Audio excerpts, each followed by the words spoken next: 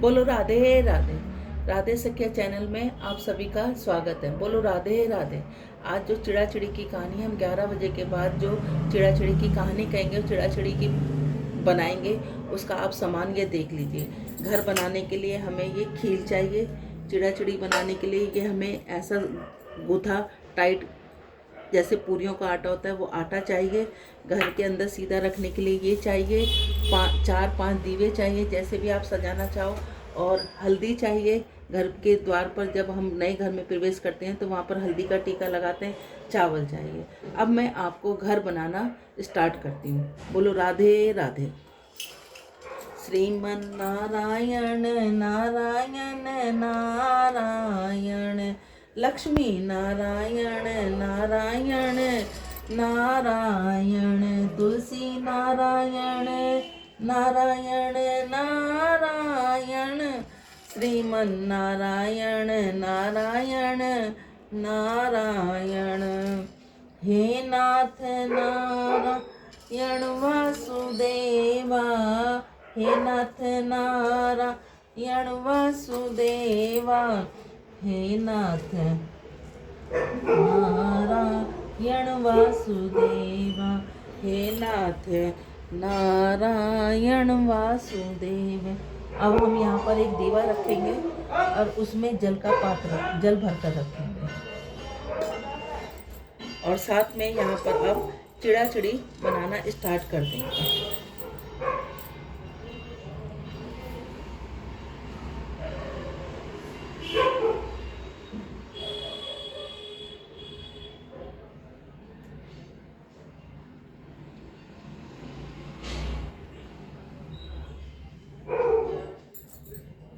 आप इसको जितना मर्जी छोटे और बड़े बना सकते हैं। इस तरीके से आप चिड़ा चिड़ी बनाना स्टार्ट करते हैं।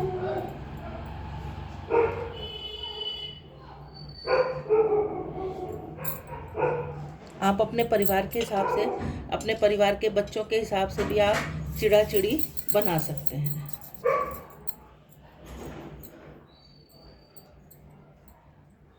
या आपके जितने बच्चे हैं, जो है, उनके हिसाब से आप चिड़ा चिड़ी बना सकते हैं।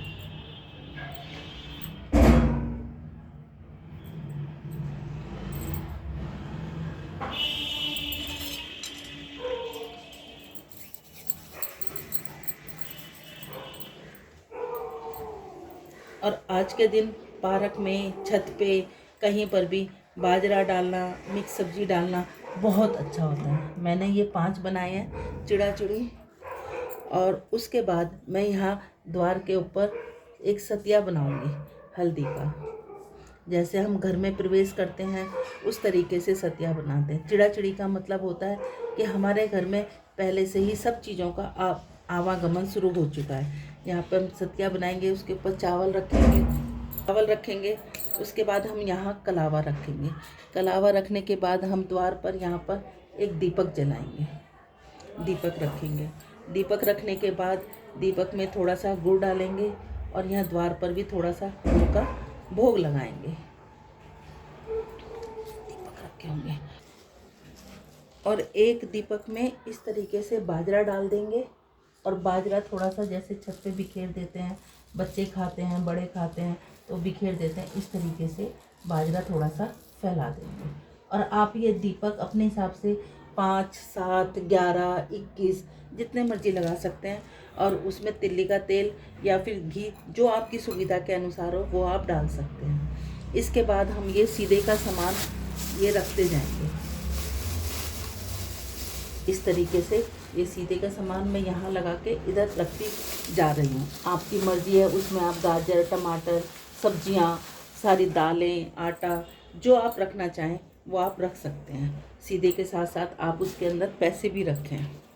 जैसे गृह प्रवेश करते हुए हम पैसे रखते हैं, ऐसे ही अपने नए घर के लिए हम पैसे ज़रूर रखें। सीधे के अंदर अलग रखें और वैसे रखें। उसके बाद हम बाजरा लेकर अपने हाथ में चिड़ा चिड़ी की कहानी कहेंगे। चिड़ा चिड़ी की कहानी कहने से पहले हम ये सारे दीपक जला लेंगे।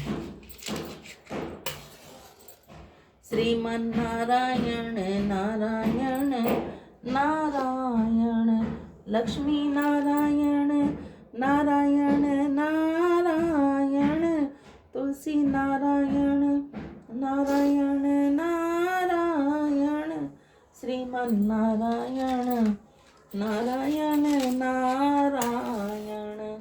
हे नाथ नारायण वासुदेवा, हे नाथ नारायण वासुदेवा, हे नाथ नारायण वासुदेवा, हे नाथ नारायण वासुदेवा, हे नाथ नारायण वासुदेव। इसके बाद बाजरा और चावल लेकर हम चिड़ा चिड़ी की कहानी कहेंगे। चार चिड़िया थी, चारों सहेलियां थी। इस किताब को मत दिखाइयो, किताब मत। चार चिड़िया थी, चारों सहेलियां थी, चारों कार्तिक नहाती थी। पड़वाई चारों ने सोचा चलो खिचड़ी बनाएं। एक चिड़िया खिचड़ी चावल ले आई, एक चिड़िया दाल ले आई, एक चिड़िया घी ले आई। सबने मिलकर खिचड़ी बनाई। सबने सोचा पहले नहाकर आते हैं, फिर वहीं बैठकर खिचड़ी खाएंगे। पहले एक चिड़िया आई, उसे भूख लगी। बाकी चिड़िया अभी आई नहीं थी तो उसने खिचड़ी की भाप खा ली। दूसरी चिड़िया आई तो खिचड़ी का पानी पी लिया। और तीसरी चिड़िया आई तो उसे भी भूख लगी हुई थी तो चिड़िया ने खुरचन खा ली।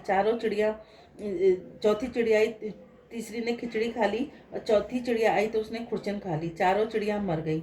जिस चिड़िया ने भाप खाई थी वो राजा के घर राजकुमारी बनी।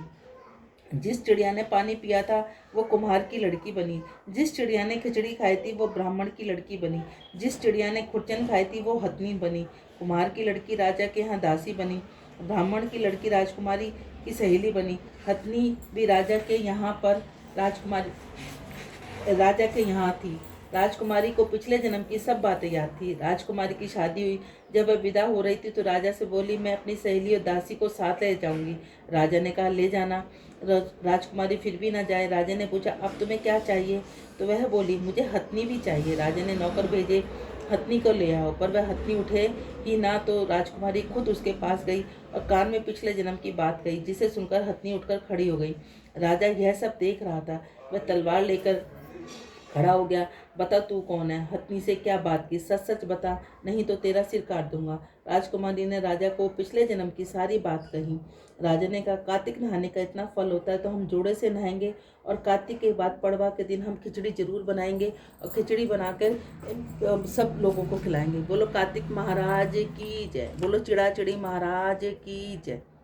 अब एक कहानी और है, वो पुरानी कहानी है, वो भी मैं आप लोगों को सुना देती हूँ।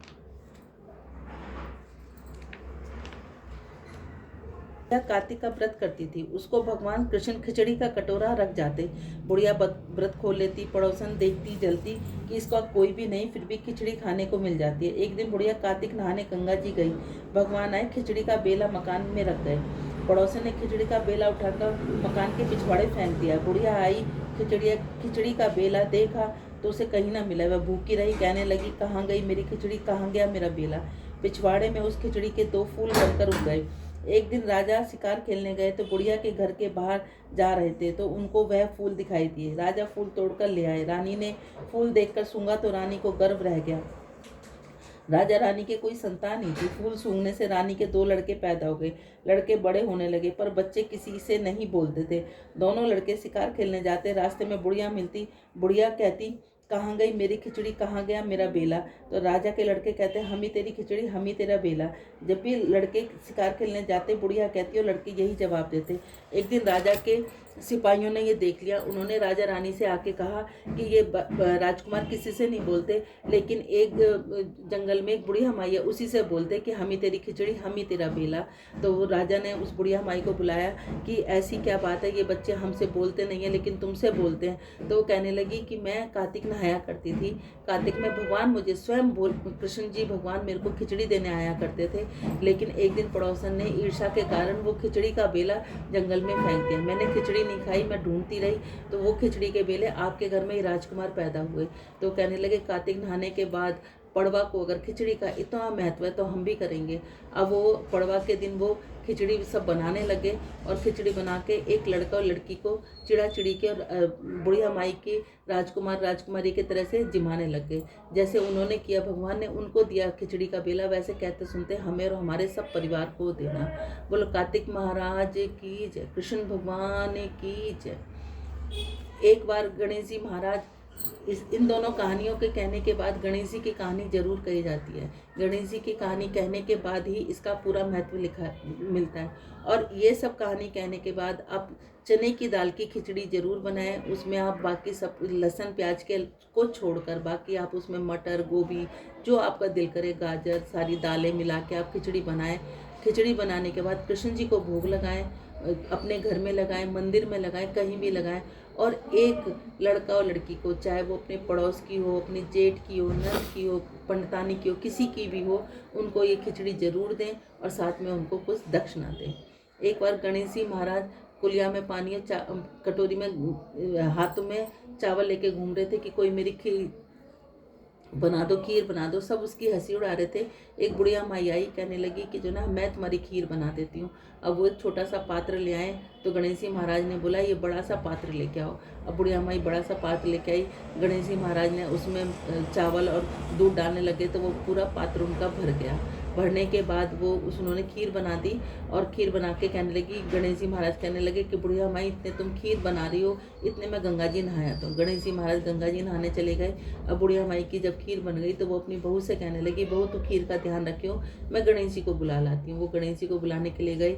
बहू को खीर का उबाल देख कर, उसकी खुशबू देख के उसे भूख लगाई, उससे बर्दाश्त नहीं हुआ। उसने एक बेले में खीर डाली और किवाड़ के पीछे गणेश जी का नाम लेकर छींटा लगा के खीर खा ली। बुढ़िया माई गणेश जी को बुलाने के लिए पहुंची तो गणेश जी भगवान ने कहा कि मैंने तो खीर खा ली। कि तूने बेटा कब खीर खा ली? कि जब तेरी बहू ने जब खीर का छींटा लगाया था मैंने तो तभी खीर खा ली। कि अब उसका क्या करूं कि मेरे तो कोई बालक नन्ना भी नहीं है, हम तो गरीब आदमी। तो उन्होंने कहा कि ठीक है, आंख मीची तो उससे बालक नन्हे हो गए, झोंपड़ी में लात मारी, महल बन गए। कहने लगे अब इसका फिर भी बच रही है तो क्या करूं कि सारे गाँव में बांटो। सारे गाँव में बांटने के बाद खीर फिर भी बच गई। तो गणेश जी भगवान ने कहा कि इसको अपने चूल्हे के पीछे गाड़ दो। बुढ़िया माई ने वो खीर लेके चूल्हे के पीछे गाड़ दी। अब वो जब भी बुढ़िया माई चूल्हे के पीछे से खोदा खादी करती तो उसको हीरे मोती निकलते, लेकिन बहू को मिट्टी मिट्टी। वो कहने लगी ये क्या बात जी, तुम खोदते हो तो हीरे मोती, हम खोदते हो तो मिट्टी मिट्टी। गणेश जी भगवान ने कहा जो जैसा करता है उसको वैसा ही फल मिलता है। जैसे गणेश जी महाराज तुम बुढ़िया माई पे आए, वैसे हमारे और हमारे पूरे परिवार पर अपनी कृपा दृष्टि बनाए रखना। बोलो गणेश जी महाराज की जय। इसके बाद कल मंगलवार है तो हम कल घर नहीं बना सकते, इसलिए आज ही घर बनेंगे। और इसके बाद चने की दाल की खिचड़ी बनाओ, कन्हैया जी को भोग लगाओ और उसके बाद अपने बच्चों को खिलाओ। एक जोड़ा जोड़ी, एक लड़का और लड़की को खिलाओ। और उसके बाद बोलो गणेश जी महाराज तुम्हारा कार्तिक का स्नान पूरा हुआ।